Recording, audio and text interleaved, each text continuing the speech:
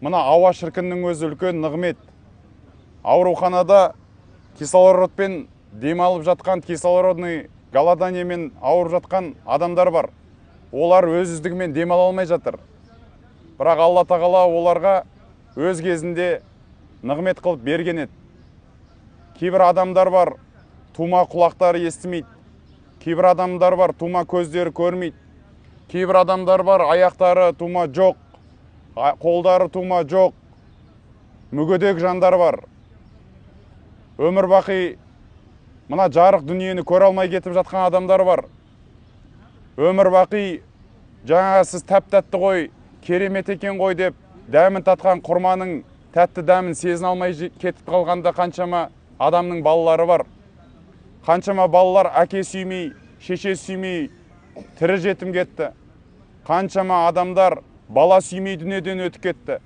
Алла тағалаға шүкір, осындай жағдайларды ойлау арқылы біз өзіміздің өмірімізге рахмет, шүкір көзқарасымен қарай бастаймыз. Урва ибн аз-Зубайр деген табиин ғалым болған. Бір күні халифаның үйіне қонаққа келеді. Қонаққа келген кезде қасында кішкентай шақалақ баласы болады. Урва ибн аз-Зубайр халифамен сұхбаттасып отырған кезде баласы жүгіріп кетіп, ат қораның ішіне кіріп кетеді.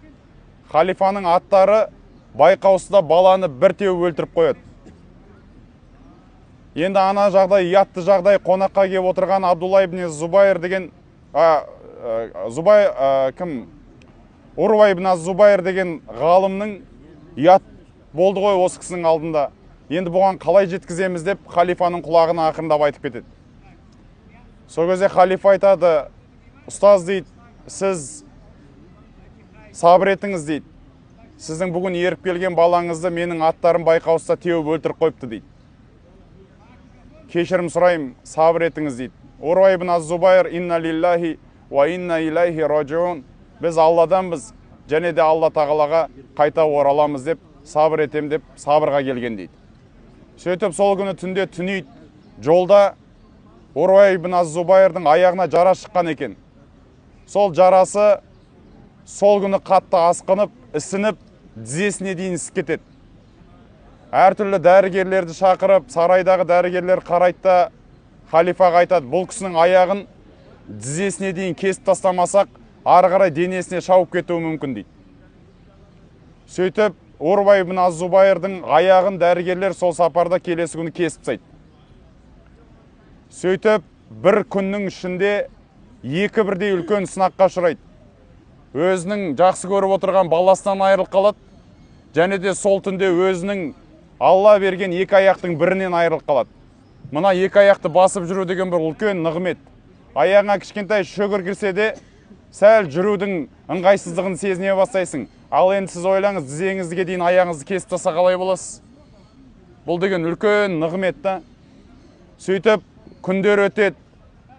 Урва ибн аз-Зубайр үйіне қайтып кетеді. Халифа бір күні базарда өзінің нөкерлерімен жүрсе, базарда бір мұсылман жігіт, екі қолы жоқ, екі аяғы жоқ, бір бұрышта отырған болады. Сол кезде халифа айтады: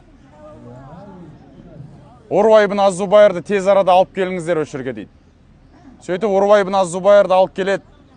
Сөйтіп екеуі амандасады, жаңағы жігітті көреді де қайтып кетеді. Нөкерлер сұрайды: халифа, сіз бір сырын айтасыз ба бұл жағдайдың? Не үшін Урваны бұл жерге шақырдыңыз? Ештеңе айтпадыңыз, қайтып кетті дейді. Мен көрсін дедім дейді. Урва ибн аз-Зубайр көрсін дедім дейді. Алла тағала бұдан да қатты сынақ берген мұсылманның балалары бар екенін көрсін деп айттым дейді.